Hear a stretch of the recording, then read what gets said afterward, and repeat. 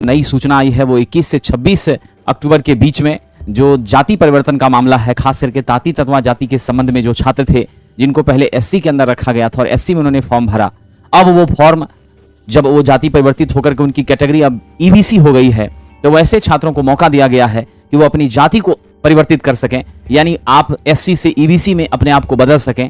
ये ऑप्शन 21 तारीख से आरंभ होगा और 26 तक रहेगा।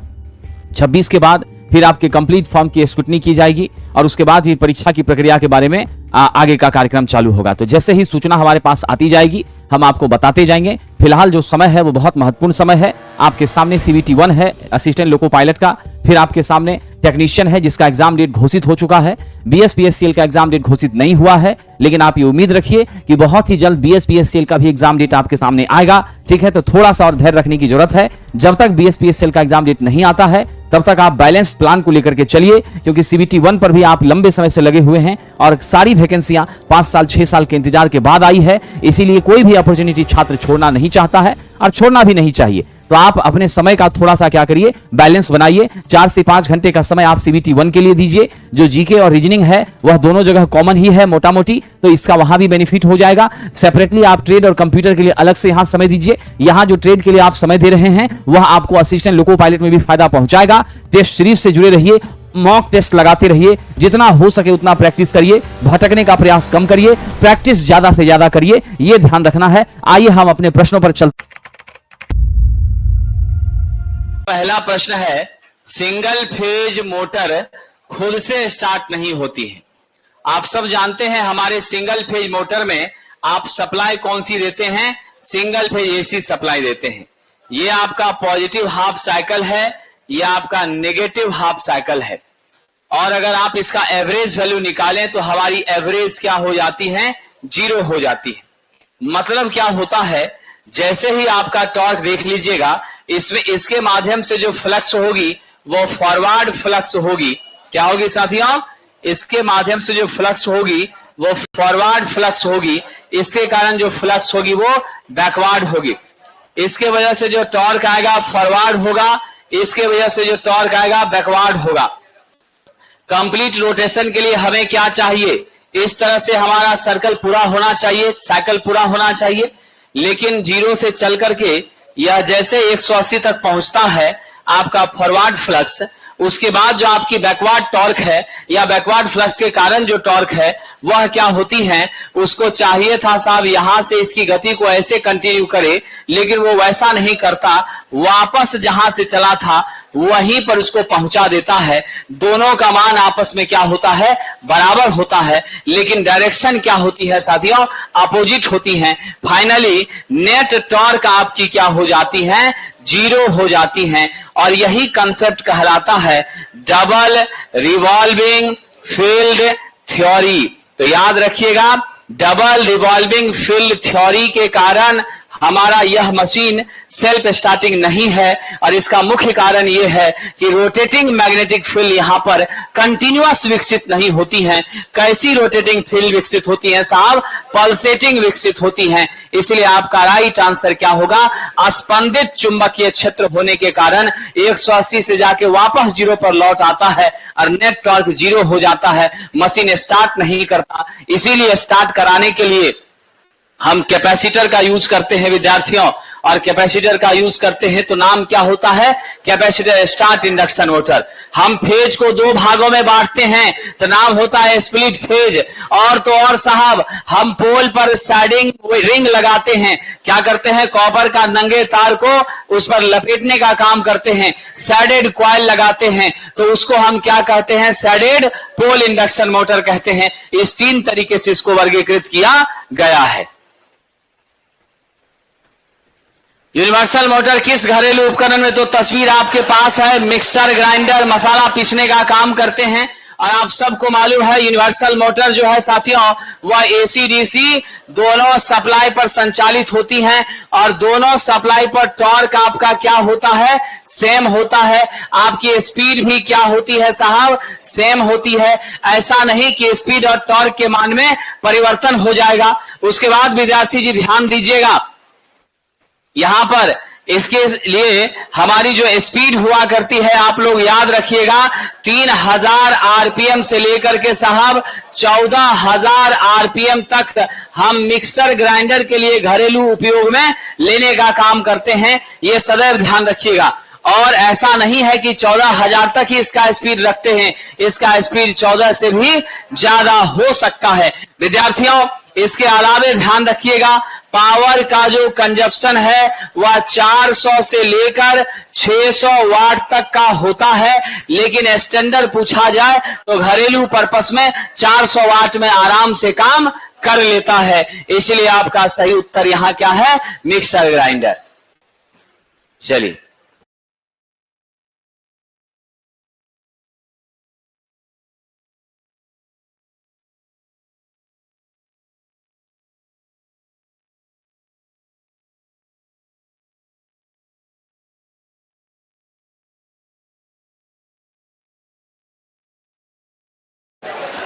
आइए विद्यार्थी जी,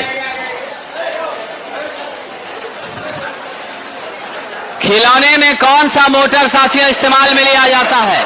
सैडेड पोल मोटर का इस्तेमाल करते हैं। ये बहुत छोटी आपकी मोटर होती है, और यह जो छोटी मोटर है इसके पोल पर देखिए हमने क्या किया है, कॉपर का साहब रिंग लगाया है, तांबे के नंगे तार को लपेटने का काम किया है। इस रिंग को क्या कहते हैं? सैडिंग रिंग कहते हैं। क्या कहते हैं साहब? सैडिंग रिंग कहते हैं। और याद रखना, इस मशीन की इफिशियंसी जो है 5 से 35% तक होती है। समझ गए? उसके बाद दूसरी बात याद रखिएगा साहब, इसमें टॉर्क भी आपका क्या होता है? कम होता है। स्पीड भी आपकी क्या होती है? कम होती है।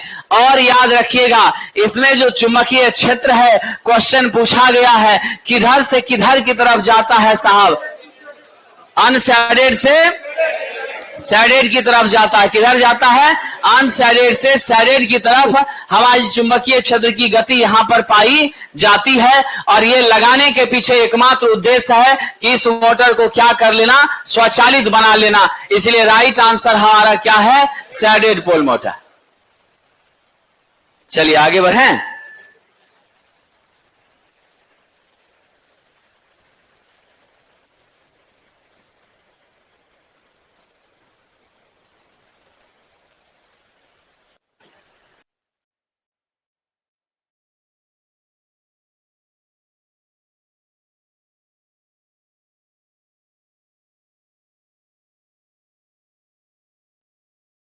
आइए आगे बढ़ते।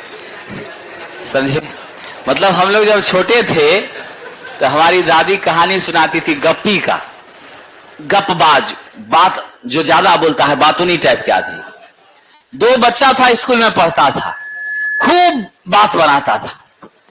तो एक लड़के ने कहा, मेरे नाना जी को इतना बड़ा बांस है, इतना बड़ा बांस है, जब मन होता है अपने खेत में जाते हैं, बादल को ऐसे ऐसे 2-4 बार हिला देते हैं, पानी हमारे खेत में हो जाता। समझे कि नहीं? दूसरा बोला, समझे कि नहीं? दूसरा बोला कि हमको इतना बड़ा मेरा अस्तबल है, घोड़ा मेरे नाना जी रखते हैं, इतना बड़ा अस्तबल है कि 20 बरस तक घोड़ा दौड़ता रहेगा, वो अस्तबल मेरा कभी खत्म नहीं होगा, इतना बड़ा है। तो उसी पर फिर तीसरा पूछ दिया, ये उतना बड़ा बांस तुम्हारा नाना रखता कहां है? तो कह दिया, इसी का अस्तबल में जो खत्म नहीं होता उसी में रखता। समझे कि नहीं? वही बात हो गया। तो हमारे साहब भी जो है चले गए थे पानी लाने के लिए, और उसी में इनका सीटें जो है गायब हो गया। ज्वाइनिंग लेटरवा गायब नहीं हो, ये ध्यान रखिएगा। समझे कि नहीं? बेगूसराय का है, ज्वाइनिंग लेटर तो नहीं बोलेगा, ज्वाइनिंग लेटरवा बोलेगा, तो ज्वाइनिंग लेटरवा गायब नहीं हो जाए। आइए साहब, परमानेंट कैपेसिटर मोटर का इस्तेमाल कहां करते हैं? तो आप जानते हैं साथियों, हमारी परमानेंट कैपेसिटर मोटर में जरा मुझे बताइए, सेंट्रीफ्यूगल स्विच होता है क्या? बिल्कुल नहीं होता है। तो परमानेंट कैपेसिटर की संरचना अगर बनाते हैं तो ये मेरा कैपेसिटर है, ये स्टार्टिंग वाइंडिंग है साथियों। क्या है ये? स्टार्टिंग वाइंडिंग है। इधर आपकी रनिंग वाइंडिंग है और यहां आपका क्या है? स्क्वायरल केज टाइप का हमारा रोटर है विद्यार्थी जी। और यहां से हम इसको सिंगल फेज एसी सप्लाई प्रदान कर रहे हैं। इस तरह के मोटर का प्रयोग विशेष रूप से कहां करते हैं? छत के पंखे में, मेज के पंखे में। ऑप्शन नंबर बी आपका सही उत्तर है। मेज के पंखे में हम लोग नीचे के पेंदी वाले हिस्से में लगा के रखते हैं साहब कैपेसिटर को, कंडेंसर को। और प्रायः पंखे में जो कैपेसिटर या कंडेंसर प्रयोग में लिया जाता है वह इलेक्ट्रोलाइटिक टाइप का होता है। और इसका परिमाण कितना साहब? 2 से 2.5 माइक्रोफैराड के बीच हुआ करता है। 1.5 से 2.5 के बीच में, 1.5 से 2 के बीच में। प्रेरण मोटर की सरपन चाल साहब, स्लिप स्पीड आपसे पूछा है तो स्लिप स्पीड होता है ns माइनस nr होता है। ठीक है, ns आपकी सिंक्रोनस स्पीड है और nr आपकी रोटर स्पीड है। पढ़े लिखे विद्यार्थियों, ये आपका सिंक्रोनस स्पीड है। और जरा साहब सिंक्रोनस स्पीड का गणितीय सूत्र मालूम है? ns बराबर क्या होता है? 120 f/p होता है। यहां तो स्लिप स्पीड पूछा था तो आप यहां जवाब क्या दे दिए? तुल्यकालिक चाल माइनस रोटर की चाल। लेकिन अगर आपसे स्लिप पूछ दिया जाए तो क्या जवाब दीजिएगा? ns minus nr by ns। साहब परसेंटेज होगा तो 100 से क्या करेंगे? गुना कर देंगे।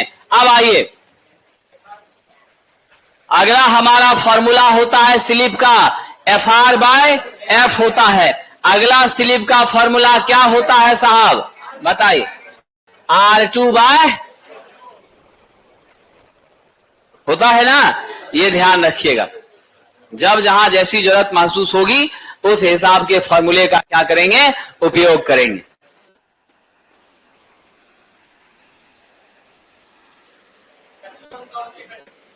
हाँ, उसी लिए वैसा हुआ है। R2 बराबर SX2 होता है ना। रनिंग टॉर्क हमारी क्या होगी? TR जब मैक्सिमम होगी तो उस कंडीशन में R2 बराबर SX2 होता है। स्टार्टिंग टॉर्क जब मैक्सिमम होगी R2X2 के बराबर होता है। S का कोई लेना देना वहां नहीं रहता है। उस परिस्थिति में वह रिलेशन हम निकालते हैं जब मेरा रनिंग टॉर्क क्या होता है? मैक्सिमम होता है, तब के लिए। ठीक है विद्यार्थी जी, चलिए आगे बढ़ते हैं। स्टार डेल्टा स्टार्टर का प्रयोग किया जाता है साथियों। तो स्टार डेल्टा स्टार्टर आप जानते हैं सुरक्षा के लिए किया जाता है। किसके लिए किया जाता है साथियों? सुरक्षा के लिए। किस चीज से सुरक्षा के लिए साहब? पहला आपका ओवर करंट से सुरक्षा के लिए और दूसरा आपका अंडर वोल्टेज से सुरक्षा के लिए। आप जानते हैं मेरे ये स्टार्टिंग टॉर्क क्या होती है? 2.5 गुना के आसपास आपके फुल लोड टॉर्क के हुआ करती है। और इस टॉर्क को एडजस्ट करने के लिए हमारी स्टार्टिंग से 7 गुना कितना हो जाता है? 5 से 7 गुना हो जाता है IFL का। इतना गुना जब करंट होगा तो 49 टाइम्स आपकी क्या होगी? हीट लॉस बढ़ जाएगी और परिणाम होगा वाइंडिंग जलकर राख हो जाएगी। इसलिए शुरुआती करंट को कम करने के लिए हम क्या लगाते हैं? स्टार। स्टार लगाकर 1/3 हम क्या करते हैं साहब? धारा के मान को कम कर देते हैं, जिससे हमारा सेफ हो जाता है सिस्टम। और उसके बाद जब संचालित होता है, रन करने लगता है, तो तुरंत आपकी स्विच क्या होती है? स्टार से डेल्टा पर शिफ्ट कर जाती हैं और रनिंग के केस में डेल्टा पर चलती रहती हैं। इसका इस्तेमाल साथियों याद रखिएगा, स्टार डेल्टा स्टार्टर का इस्तेमाल जो है साहब हम लोग कहां करते हैं? 5 HP से लेकर कितने के लिए साहब? 20 HP तक की कौन सी मशीन के लिए? SCIM के लिए, स्क्वायरल केज इंडक्शन मोटर के लिए, ना कि साथियों स्लिप रिंग इंडक्शन मोटर के लिए। आपको याद रखना है डायरेक्ट ऑनलाइन स्टार्टर 5 HP तक यूज किया जा सकता है। हमारा ऑटो ट्रांसफॉर्मर 20 से ऊपर के लिए यूज किया जाता है। और हम लोग स्लिप रिंग में क्या करते हैं? रोटर रजिस्टर स्टार्टर का सिर्फ प्रयोग करते हैं, यह ध्यान रखिएगा। चलिए विद्यार्थी आगे बढ़े हैं। अगला प्रश्न देखते हैं। Slip ring induction motor 50 hertz की सप्लाई से जुड़ने पर फुल लोड पर 290 आरपीएम चलती है, यानी हमारे एनआर को इसने कहा है 290 आरपीएम है। मेरा फ्रीक्वेंसी इसने कितना दिया है? 50 हर्ट्ज दिया है। ध्रुवों की संख्या और स्लिप निकालना है। पढ़े लिखे विद्यार्थी, एक अप्रोक्सीमेट एनालिसिस हम जानते हैं। मेरे इस मशीन में स्पीड रेगुलेशन बहुत क्या होता है? मिनिमम होता है, यानी अच्छा होता है। बोलचाल की भाषा में इसे भी हम कांस्टेंट स्पीड का मशीन कह सकते हैं। इसीलिए अगर ये 290 है तो अप्रोच हमने मान लिया कितना साहब? मेरा एनएस लगभग क्या हो गया? 300 आरपीएम हो गया। विद्यार्थियों, आप जानते हैं एनएस बराबर 120 F/P होता है। पढ़े लिखे विद्यार्थी यहां से क्या लिखिएगा? एनएस इंटू पी बराबर 120 F होता है। यहां से P बराबर 120 F/NS होता है। सरकार 120 गुना 50 अब बटा हम 300 कर दें तो 6000 बटा क्या हो गया? 300। कितना हो गया साहब? 20 पोल हो गया। तो मेरा अप्रोक्स, तो यहां से देख लीजिए आपका पोल आपको 20 मिल गया। एक आंसर तो आपके पास आ गया। दूसरा आपसे कह रहा है स्लिप निकालने के लिए एनएस माइनस एनआर बटा एनएस इंटू 100। साहब एनएस आपका कितना है जी?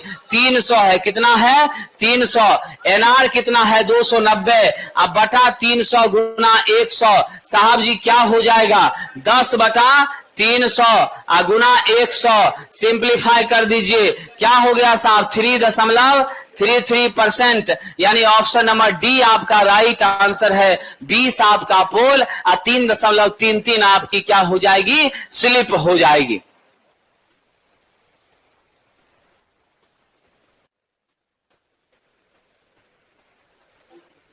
क्या ड्रीम 11 साहब बन जाएगा ऐसा क्वेश्चन जी? याद है ना? आज आइए आगे बढ़ते। सरकार अभी थोड़ा सा वही सबसे मुश्किल का चीज है, और तब ठीक है। फोटो लिए हैं तब ठीक है, सदुपयोग कर रहे हैं तो अच्छी बात है, दुरुपयोग नहीं की। दृष्ट धारा मोटर पूर्ण भार पर 1725 आरपीएम और शून्य भार पर 1775 आरपीएम पे चल रहा है। स्पीड रेगुलेशन क्या होता है? परसेंटेज स्पीड रेगुलेशन का मान होता है NNL नो लोड पर स्पीड माइनस NFL अब बटा साहब NFL गुना 100। तो 1775 माइनस 1725 अब बटा 1725 गुना 100 कितना हो रहा है जी? 2.9 2.9 होता है। तो ठीक है, 2.9% आ गया ऑप्शन नंबर सी।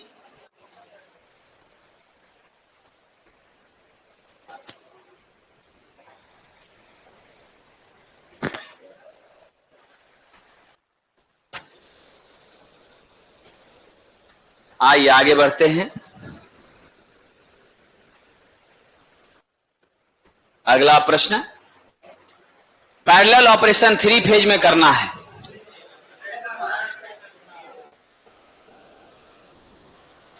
बताइए, इतना देर तक जो है रहता है, उसके बाद जब आगे बढ़ते हैं तब फोटो लेता है।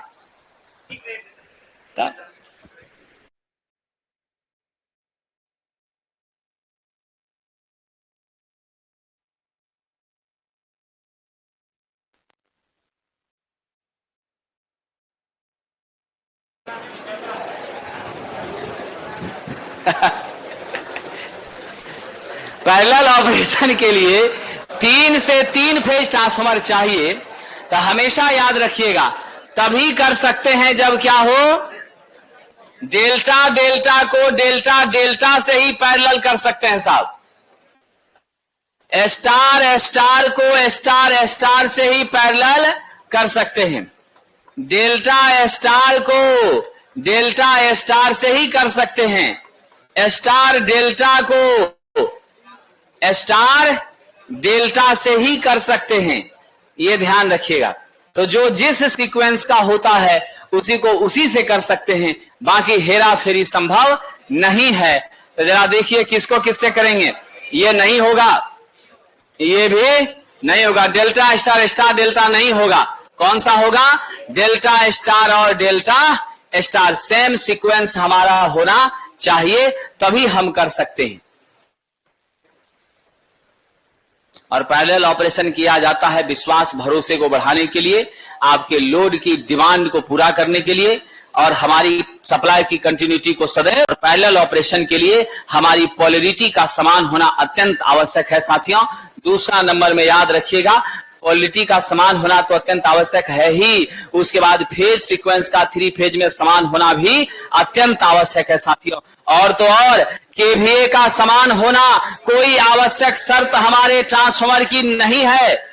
कई बार क्वेश्चन ये पूछा जाता है कि केवीए का समान होना क्या ये आवश्यक शर्त है? तो आप सदैव याद रखिए, कोई आवश्यक शर्त नहीं है। अलग अलग केवीए के ट्रांसफार्मर को भी हम बड़े आराम से पैरेलली ऑपरेट करा सकते हैं। वार्निश की बात हो रही है, वार्निश के साथ लेपित लेमिनेटेड रोधक यानी लेमिनेटेड इंसुलेशन का प्रयोग क्यों किया जाता है साहब? जैसे ही शब्द लेमिनेशन आ गया, जीवन में कहीं भी बैठे रहिए, कह दीजिए एडी करंट लॉस को कम करने के लिए, तो क्या होगा जवाब साहब? पावर धारा को कम करने के लिए P बराबर क्या होता है? KE BM square F square T square into भी आपका क्या है साहब? वॉल्यूम है, आयतन है। T आपका क्या है साहब? थिकनेस ऑफ लेमिनेशन है। आपका लेमिनेशन जितना पतला होगा विद्यार्थी जी, उतना ही हमारा एडी करंट लॉस कम होगा। इसीलिए लेमिनेशन का प्रयोग विशेष रूप से किसके लिए किया जाता है? एडी करंट लॉस को कम करने के लिए। थिकनेस मतलब मोटाई होती है, 0.35 से 0.5 के बीच हम लोग रखते हैं। 50 हर्ट्ज का फ्रीक्वेंसी पर संचालित होगा तो 0.35 रखेंगे, 25 हर्ट्ज की फ्रीक्वेंसी पर संचालित होगा तो 0.5 मिलीमीटर में रखेंगे साहब, mm में रखें। 50 केवीए से नीचे का ट्रांसफार्मर में कौन सा कूलिंग होगा साहब?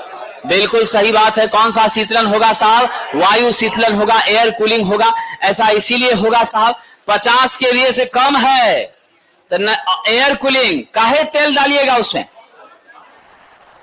है कि नहीं है? बिल्कुल। तो हमारा देखिए इसमें क्या होता है, समझ गए? इसमें क्या होता है विद्यार्थी जी, तो हमारी जो छोटा परिणामित्र होता है, इसमें हम कोर टाइप का क्या करते हैं, संरचना इस्तेमाल करते हैं। और कोर होने की वजह से क्या होता है साहब? कोर होने की वजह से आपका एरिया बड़ा होता है।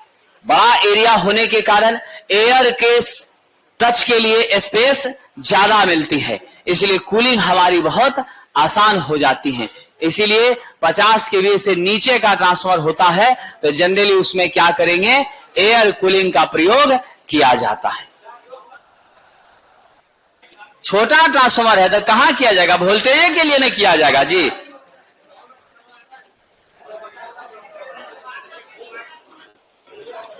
गांव में जो ट्रांसफार्मर होता है उसका रेटिंग एक बार देखिएगा विद्यार्थी जी, 25 केवीए का रहता है। हाँ बिल्कुल रहता है, ऐसा थोड़ी है, क्यों नहीं रहेगा? 50 से कम है तो यहां पर आपका एयर का हम लोग इस्तेमाल ज्यादातर किया करेंगे, ध्यान रखिएगा। हम लोग सेफ्टी को लेकर के ना एक्टिव रहते हैं जी, आज सेफ्टी के लिए हम लोग ऐसा करते हैं, ध्यान रखिएगा। नॉर्मल जो डाटा है वो डाटा यही है, 50 केवीए से नीचे का ट्रांसफार्मर रहे हम लोग एयर का यूज करेंगे। लेकिन आपका जो 25 केवीए का ट्रांसफार्मर है उसमें भी तेल हम लोग डालते हैं, इसलिए डालते हैं सुरक्षा वगैरह को ध्यान में रखना हमारी प्राथमिकता होती है, इसलिए हम तेल डालते हैं, समझ गए कि नहीं? इसलिए इसका उत्तर आपको एयर लेके चलना है। लेकिन तेल भी अगर दिया जाए तो वो गलत नहीं माना जाएगा, लेकिन तेल 50 से ऊपर के लिए भी प्रयोग किया जाता है, 500 केवीए के लिए भी तो हम तेल का यूज करते हैं, समझ गए? तो आपको यहां रेंज कम हो गया। अब 50 से कम है तो क्या 1 केवीए 50 से कम नहीं है? क्या 2 केवीए 50 से कम नहीं है? खाली 25 से कम है क्या? और 2 केवीए 1 केवीए रहेगा या 0.5 केवीए रहेगा, तब क्या कीजिएगा, तब एयर लीजिएगा कि नहीं लीजिएगा। इसलिए भाषा को पकड़ना है। 50 से कम, 50 से कम का मतलब 0.5 भी 50 से कम है, ठीक है कि नहीं, इसीलिए यहां एयर लेंगे, ठीक है।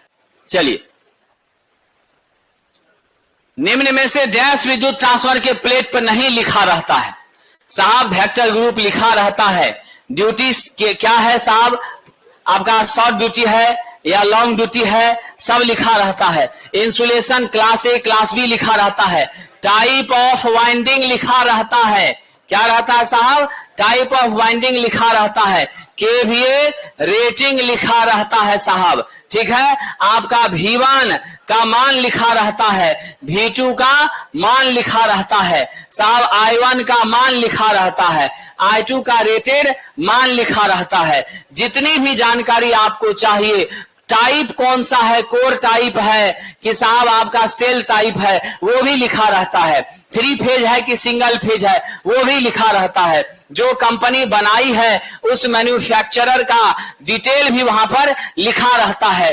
कूलिंग का मेथड कौन सा यूज किया जा रहा है, वो सब भी लिखा रहता है। लेकिन साहब फ्रेम का आकार कितना है, ये लिखा हुआ नहीं रहता है। इसलिए आपका आंसर क्या है विद्यार्थी जी, डी है। ये ध्यान रखिएगा, ये नियम है। जैसे तंबाकू पर लिखा रहता है स्वास्थ्य के लिए जानलेवा है, कैंसर हो सकता है, समझ गए, उसी तरह से यहां भी सारी जानकारी लिखी रहती है। BIS का यह क्या है साहब, रूल है, जिसके आधार पर यह चीजें तय की जाती हैं। चलिए आगे बढ़े विद्यार्थी जी।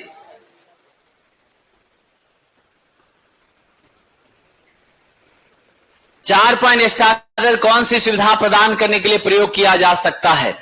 मोटर को अधिभारित करने के लिए गलत साहब, दक्षता बढ़ाने के लिए गलत साहब, घूर्णन गति को व्युत्क्रमित करने के लिए गलत साहब। अगर हमने यहां पर क्या किया, फील्ड रेगुलेटर लगाया, तब विद्यार्थी जी फील्ड रेगुलेटर लगाया तब जाकर के हम गति को क्या कर सकते हैं, परिवर्तित कर सकते हैं। बिना फील्ड रेगुलेटर लगाए ऐसा संभव नहीं होगा, क्योंकि आप सब जानते हैं मेरे डीसी मशीन में मेरा जो गति होता है वह फ्लक्स के क्या होता है, व्युत्क्रमानुपाती होता है। अगर मेरा फ्लक्स बढ़ता है साहब तो मेरी स्पीड क्या होती है, कम हो जाती है। मेरा फ्लक्स कमता है, मेरी स्पीड क्या होती है, बढ़ जाती है। और फ्लक्स हमें कहां मिलता है, फील्ड में मिलता है। इसीलिए फील्ड को रेगुलेट करके वहां पर धारा के मान को बढ़ा घटा करके, फ्लक्स के मान को बढ़ा घटा करके हम स्पीड को क्या कर सकते हैं, कम ज्यादा कर सकते हैं। अगर डायरेक्शन हमको उल्टा करना हो और स्पीड के बड़े रेंज तक लेकर जाना हो तो वार्ड लियोनार्ड मेथड का हम प्रयोग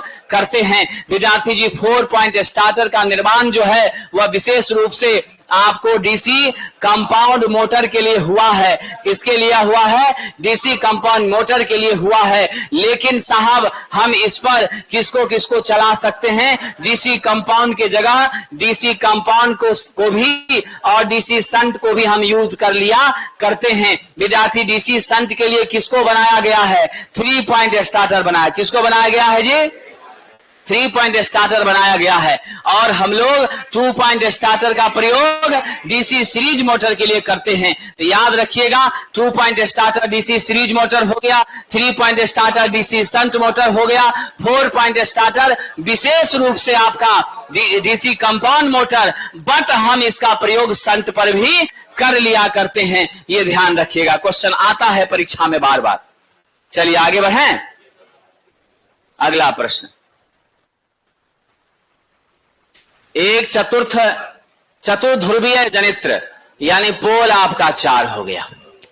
तरंग कुंडलित है तो आपका ए पैरेलल पाथ कितना हो गया, 2। वेव वाइंडिंग है तो 2 होगा। स्लॉट्स आपके कितने हैं, 51, और एक स्लॉट में 20 चालक, यानी 51 डब्बा है, एक डब्बा में 20 कंडक्टर है साहब।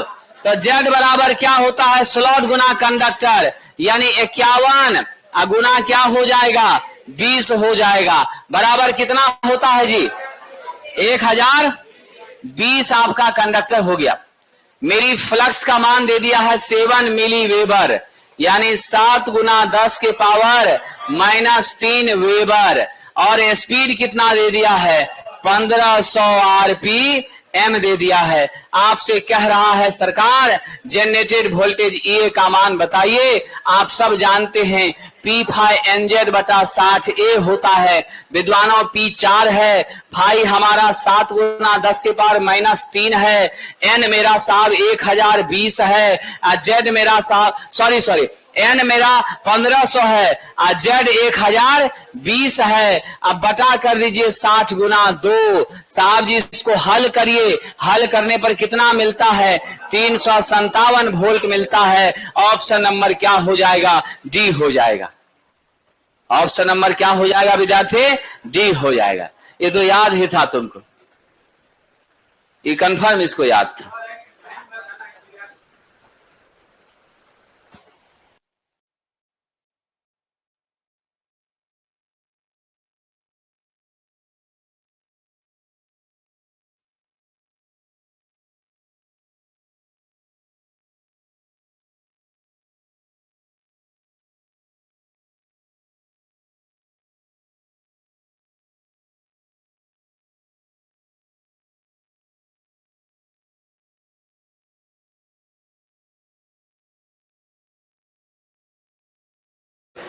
आइए आगे बढ़ते हैं।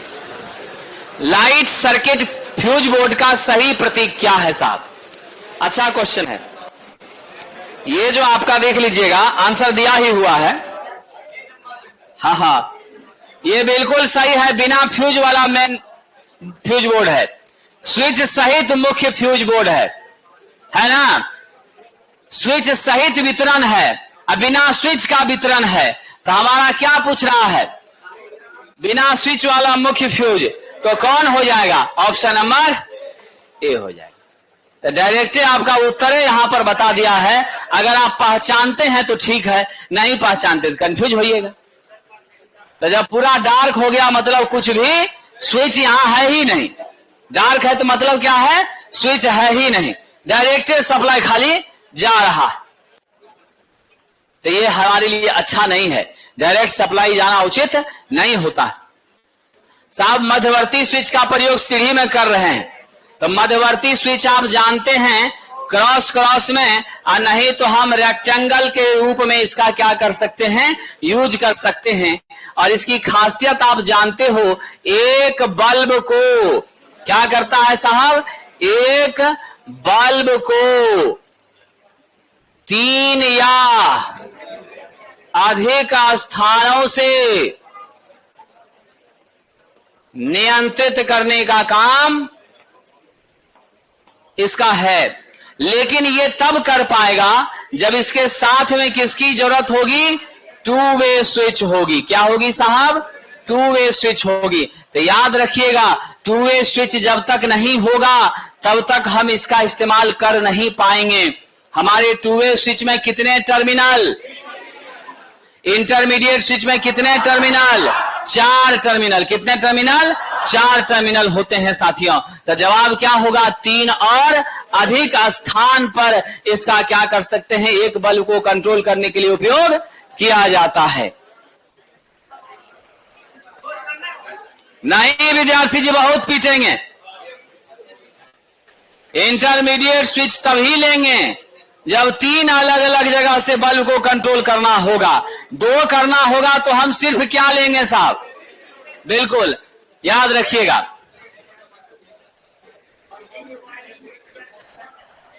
अरे सीढ़ी में भी 3 जगह से नहीं लगा सकते हैं बल्ब, क्या बात करता है? तब ऐसा थोड़ी है, एक ही फ्लोर होगा जी। 5 मंजिला मकान तो ड्रीम 11 को है, यहां ढेर बच्चा होगा जिसको 10 मंजिला मकान होगा, और एक एक मंजिल पर एक एक बल्ब लगा होगा, और उस सब को कंट्रोल करने के लिए लगाने का काम कर रहा होगा। तो उसमें क्या दिक्कत की बात है? तब तुम्हारा राइट आंसर क्या है? Option number C, intermediate. जैसे आ गया वैसे 3 प्लस। सीढ़ी का एक ही फ्लोर है जी। खुद ही लड़का 3 मंजिला मकान भाड़ा पे खगड़िया में गौशाला रोड में लगाए हुआ है, और उसके बावजूद देखिए कैसी बात कर रहा है। पूरा सब इसकी जानकारी मेरे पास है। 68,000 रुपया रेंट आता है, और नीचे दुकान का 1.5 लाख आता है। समझे कि नहीं? कोचिंग इसलिए आया है कि हमको कुछ बेनिफिट हो जाए, मेरे लिए चिंतित था इसीलिए आया है, नहीं तो इसको पढ़ने की कोई जरूरत नहीं। नौकरी लगने के बाद भी सैलरी मिलेगा जी 1.5 + 68, कोई जॉब में सैलरी मिलेगा इतना, लेकिन तब भी यहां क्लास में बैठा, क्यों बैठा है? मेरे उपकार करने के लिए बैठा है, हमारा जीवन बनाने के लिए बैठा है। स्वाभाविक सी बात है।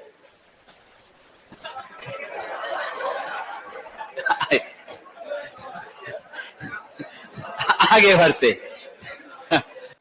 IS कोड के अनुसार ध्यान रखिएगा, हम लोग हरे रंग का प्रयोग करते हैं साहब अर्थिंग के लिए, ब्लू का प्रयोग जो है यह फेज के लिए होता है, लाल भी आपके फेज के लिए होता है और पीला भी फेज के लिए होता है, लेकिन ब्लैक आपका न्यूट्रल के लिए होता है। स्टार दे दीजिएगा साहब, नीला रंग न्यूट्रल के लिए लिया जाएगा कब साहब? फ्लेक्सिबल केबल हेतु, समझ गए? फ्लेक्सिबल केबल के लिए नीला रंग हम किस रूप में लेंगे? न्यूट्रल के रूप में लेंगे। बाकी नॉर्मली हम किस रूप में लेंगे? फेज के लिए ही लिया करेंगे।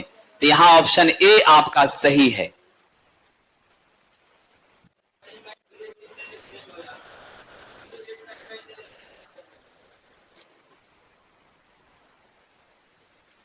थ्री फेज जब भी रहेगा तो काला ही लेना है, जब तक फ्लेक्सिबल केबल नहीं होगा तब तक नीला को न्यूट्रल में कभी स्वीकार नहीं करना है। आइए आगे बढ़ते हैं विद्यार्थी जी। MPCB का पूरा नाम होता है, M से मोटर, P से प्रोटेक्शन, C से सर्किट, B से ब्रेकर। तो मोटर प्रोटेक्शन सर्किट ब्रेकर, इसका प्रयोग विशेष रूप से मोटर की सुरक्षा के लिए किया जाता है विद्यार्थी जी। और आप सब जानते हैं हमारी DC फ्यूज का साइज AC फ्यूज से क्या होता है? बड़ा होता है। तो MPCB है मोटर प्रोटेक्शन सर्किट ब्रेकर। करा एकल उपकरण जो ओवर करंट, शॉर्ट सर्किट, अर्थ लीकेज, अर्थ फॉल्ट, ये सब के कारण लगने वाले झटके, आग और बिजली के खतरे, सब से हमको सुरक्षा देता है, A to Z प्रोटेक्शन करता है। कौन होगा साहब? बिल्कुल सही जवाब है। इसका सही उत्तर क्या है? अर्थ लीकेज सर्किट ब्रेकर। तो याद रखिएगा साहब, जमाना जैसे जैसे बदल रहा है, हमने क्या किया है? चीजों को बदलने का काम किया है, लेकिन हमारी सबसे सही उत्तर क्या हो जाएगी? ELCB हो जाएगी साथियों। MCB के बारे में आप जानते हैं, मिनिएचर सर्किट ब्रेकर। यह साहब 0.5 से लेकर के आपका 63 एम्पियर तक आजकल मिलने लगा है। हमारी earth leakage circuit breaker 100 milli ampere के रेंज में हुआ करती है साथियों, और यह लीकेज करंट से हमें सुरक्षा देती है। अर्थ फॉल्ट से भी हमें क्या करती है? प्रोटेक्ट करने का काम करती है। अर्थ फॉल्ट से प्रोटेक्ट करने का काम MCB का नहीं होता है, इसीलिए सुटेबल क्या होगा? ELCB होगा विद्यार्थी जी। दोनों कर दिया कॉम्बिनेशन, उसका जरूरत नहीं है साहब। जब अकेला काफी है तो उसको कंबाइन करने की क्या जरूरत है? समझ गए कि नहीं? तब जब अकेला लड़का जो है सो सक्षम है 8 घंटा पढ़ने के लिए, तो पार्टनर क्यों रखेगा? टेंशन क्यों रखेगा? हाँ, रिवायरेबल फ्यूज की तुलना में MCB को क्यों वरीयता देते हैं? आप जानते हैं साहब, हमारे फ्यूज का ऑपरेटिंग टाइम 0.002 सेकेंड होता है। MCB का ऑपरेटिंग टाइम 0.02 सेकेंड होता है। मेरा MCB स्लो परफॉर्म करता है, मेरी फ्यूज फास्ट परफॉर्म करती है। ये बात होने के बावजूद भी हम MCB का यूज करते हैं, फ्यूज को छोड़ दिए हैं। क्यों साहब? क्योंकि फ्यूज में तार के मेल्ट होने के बाद दोबारा से हमको सब करना पड़ता है, और मेरा MCB साहब आपका रिले और स्विच दोनों के रूप में काम करता है। ऑटोमेटिक ऑपरेशन होता है, विश्वसनीय होता है। समझ गए? इसी कारण से साहब सुगम संचालन होता है, आकार छोटा होता है, संवेदनशील होता है। इसीलिए अन्य विकल्पों में से सभी हमारी क्या है यहां पर सही और सुटेबल मानी जाती हैं। इसीलिए option number D is correct answer. बहुत बहुत धन्यवाद विद्यार्थी जी।